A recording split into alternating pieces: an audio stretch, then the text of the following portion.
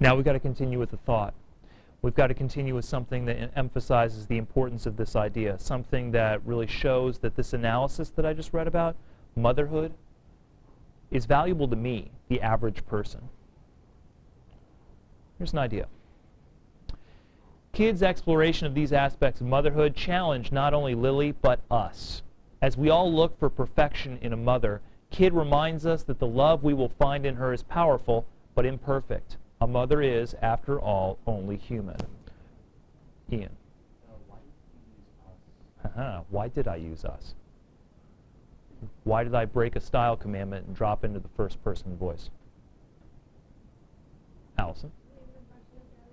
Because if I want to affect the reader, I drop out of the impersonal third person voice and approach the reader personally. This is a trick. Now, a lot of you are saying, well, Mr. Clarkson, you've given us this global commandment, never use the first person voice. Yeah, you're going to find fairly quickly that that's not a commandment that you want to follow at all times in all places. I've told you that most of the time in this class you're dealing with analysis. Analysis begs for third-person impartiality, objectivity. You're not a person, you're an analyst. You're a scientist of literature. It's impersonal. Don't work with people. Don't work with the reader, don't work with you, work with ideas.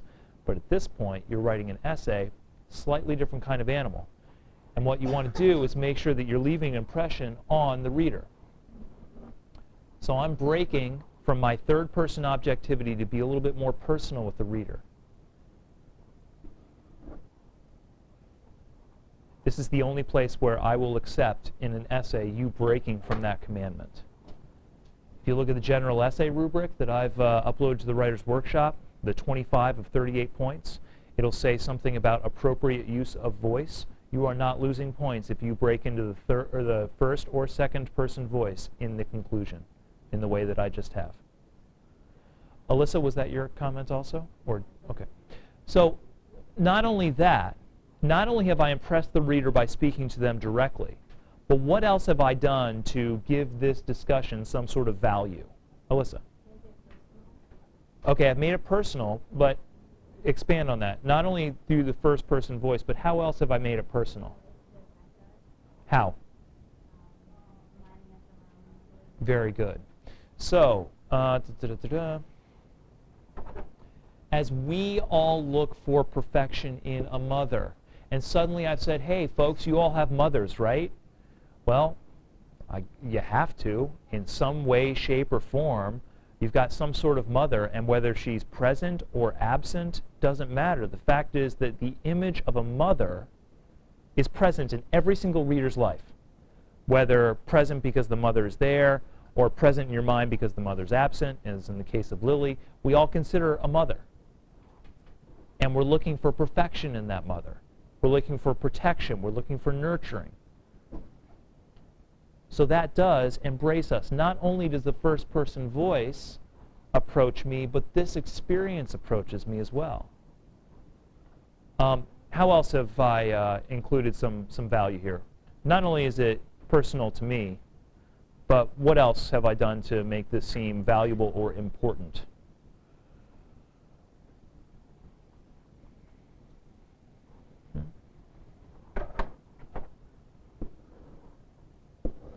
I took it out of the novel into general philosophical truth. No longer am I speaking about Secret Life of Bees. I'm now talking about philosophical truth for all humans.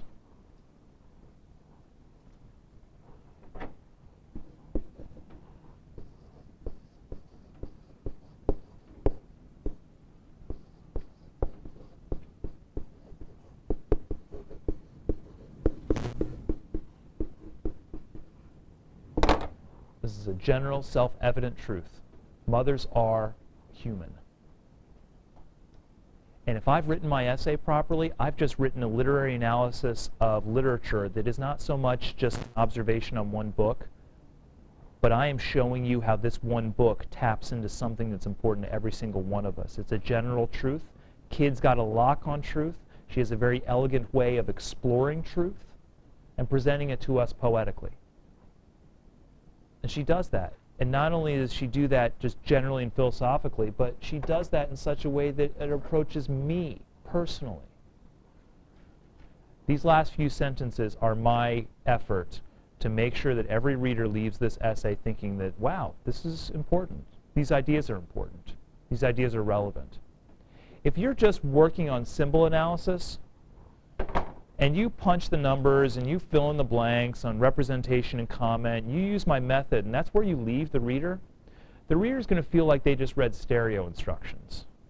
They're going to feel like they read something relatively mechanical, because it is relatively mechanical. I'm teaching you in that way.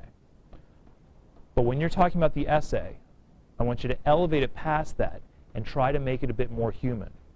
Try to grab your reader there. Try to leave them with an impression. All right, I'll pause for questions, concerns, getting a lot of silence. I hope that is the silence of assent and not the silence of confusion and cowardice. Right.